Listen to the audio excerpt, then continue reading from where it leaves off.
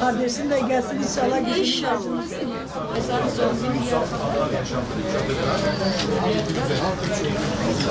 Valla Emine geldi, çok sevdi. Emine Erdoğan geldi. Ben çok sevdi. Diyor, valla yani konuştu diyor inşallah eyleme devam. Yani diyor inşallah umut var. Bir şey demedi, öyle dedi.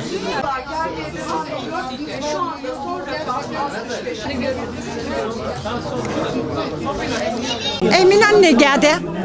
Allah razı olsun. Yavrularımızı da onlardan Emine Erdoğan'dan istedik. Bizim yavrularımıza el atın dedik. O ne dedi? Allah'ın izniyle yardım edeceğiz.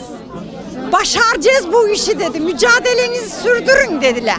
Rabbimden ondan sonra baştaki büyüklerimizden bunu istiyoruz. Yavrularımızı versinler bize.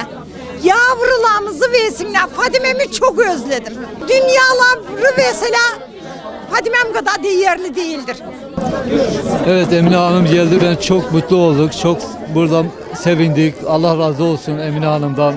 Cumhurbaşkanımızdan geldi buraya. Size bildirdi. Bizi derdimizi dinledi tek tek. Herkesle ilgilendi de biz çocuklarımızı sorduk. Dedik çocuklarımız devlet bir el atsın bu işe. O da dedi ki Cumhurbaşkanı, Sayın İçişleri Bakanı bu şeyler çalışıyor yani. Bu amaçla çalışıyor. Allah'ın izniyle 2020 yani bitmeden sizin çocuklarınız gelecek hepsi inşallah.